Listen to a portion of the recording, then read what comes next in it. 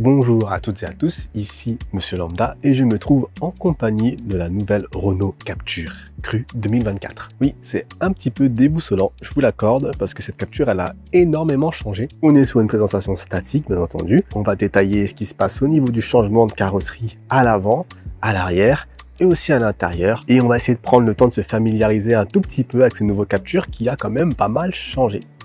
Allez, intro.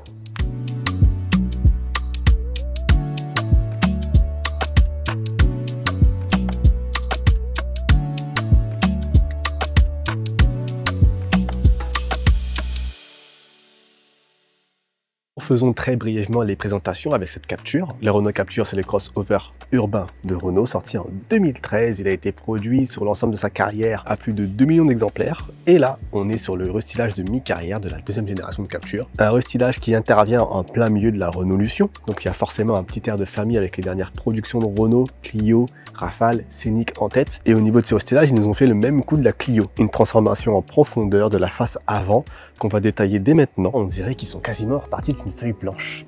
Le coup est encore plus marqué qu'avec la Clio. On retrouve cette calandre quasiment pleine. Je ne sais pas comment ils ont réussi à faire ça. L'entrée d'air est vraiment minimale. On va noter ce logo qui va exploser en morceaux avec des motifs qui vont devenir de plus en plus petits pour reproduire le losange. Ce qui fait que lorsque vous cachez le logo, vous savez quand même qu'on est en face d'une Renault. On retrouve aussi les nouvelles signatures lumineuses en demi-losange. C'est plutôt bien intégré, c'est plutôt bien joli. Et pour continuer sur cette calandre, vous voyez comme elle est limite taillée à la serpe. On est sur quelque chose de beaucoup plus anguleux par rapport à la phase 1 qui avait quelque chose de beaucoup plus arrondi. Même le capot a été rehaussé pour donner un peu plus de présence à la voiture. J'ai pas encore pu voir la Scénic en vrai, mais j'aime beaucoup cette reproduction de cette calandre qui est vraiment très travaillée, surtout au niveau de la partie haute, où on a une pièce de carrosserie qui est partiellement peinte pour reproduire ces petits inserts blancs en fait qui sont derrière la pièce. Et selon la teinte de carrosserie que vous allez choisir, la couleur sera identique. Et c'est vraiment bien joué, c'est d'un superbe effet. Et aussi un léger mot sur les optiques, donc on n'a plus de C-shape. Bye bye le C-shape, quelque chose de beaucoup plus effilé qui va participer à effiler ce regard et le rendre beaucoup plus perçant. Et quand on jette un œil sur le profil, c'est là que la partie habitude,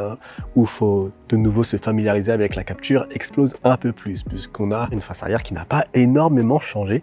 Mais on garde les codes introduits par la Captur. On a une espèce de profondeur qui a été creusée, qui va revenir ici, qui seront visibles selon les différents niveaux de lumière. En tout cas, moi, je le perçois bien ici. Mais c'est vrai que la face avant, toute nouvelle, avec cette face arrière qui, elle, n'a pas beaucoup changé, peut perturber. Sur cette finition techno, parce que là, on est sur une finition techno, je l'ai pas précisé. On a aussi une finition esprit alpine. C'est Kwame qui est en train de la filmer juste derrière. On a une carrosserie Biton. On est donc sur une teinte grèche perle qui rend vraiment bien, surtout avec le toit ouvrant qui va ramener un peu plus de contraste. Il va être noir, l'antenne requin qui va être elle aussi noire. On passe à l'arrière et vous allez voir que le choc des générations est un petit peu présent sur cette Captur. Parce que oui, à l'arrière, on n'a quasiment pas d'évolution. On peut noter notamment le nouveau logo Renault, mais c'est à peu près tout. On a un redessin au niveau des optiques, je l'accorde, qui perdent un petit peu de leur motif rouge. Là, on est sur quelque chose de plus transparent, mais on n'a pas l'effet un peu tuning Lexus des années 2000 qu'il y avait sur la Clio, donc c'est réussi.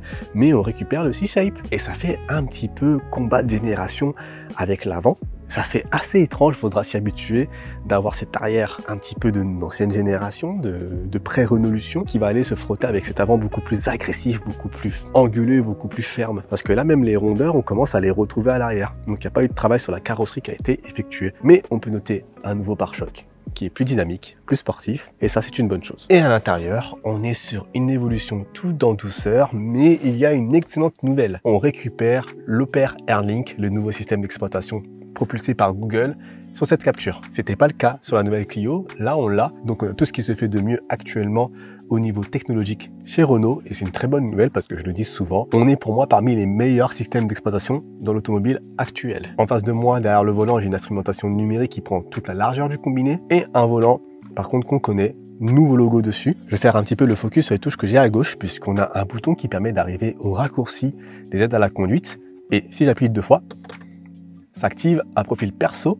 prédéfini par le conducteur, qui par exemple peut désactiver en 2 clics l'alerte sonore à la vitesse. Vous savez, cette alerte un petit peu horripilante qui doit équiper à chaque démarrage les nouvelles voitures. On perd les commodos de climatisation qui reviennent en bas de l'écran, comme sur les Renault Mégane, les Renault Austral, Scénic et le prochain Rafale. Ça me permet de récupérer un nouveau bac de rangement juste en dessous.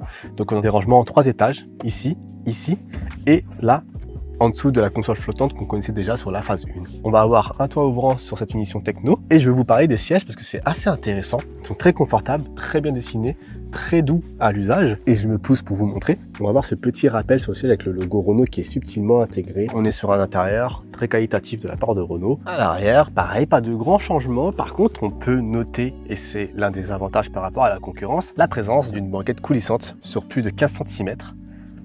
Donc ça va augmenter la contenance du coffre lorsque ça sera avancé. Et ça, c'est bien vu.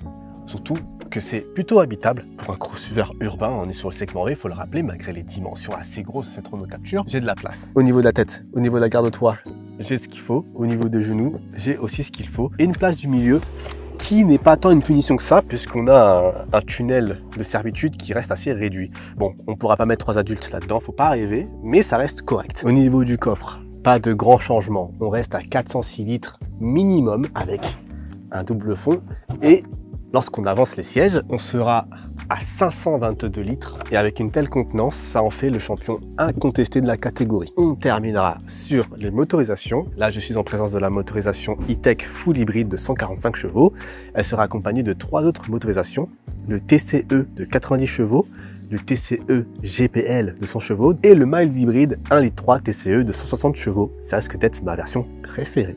Très clairement, je suis assez pressé de pouvoir l'essayer sur la route. En plus, on nous a promis quelque chose de plutôt pas mal en termes de dynamisme et de confort de conduite. Mais ça, on le vérifiera sur la route, pas aujourd'hui, bien évidemment. Ah oui! Et concernant les prix, il faudra attendre le 9 avril pour avoir la révélation des prix de cette nouvelle gamme Captur. Mais apparemment, il ne devrait pas trop bouger et on l'espère sincèrement en ces temps d'inflation automobile assez sévère. Donc les amis, ce sera tout pour cette présentation statique de cette nouvelle Renault Captur. J'espère que cette vidéo vous aura plu. Si c'est le cas, vous me lâchez un pouce bleu comme d'habitude. Ça me sert énormément pour le référencement et le développement de cette chaîne. On reste connecté pour les essais, ça sera probablement au niveau du mois de juin. En attendant, comme d'habitude, vous restez prudents, vous roulez safe. Et moi, je vous dis peace.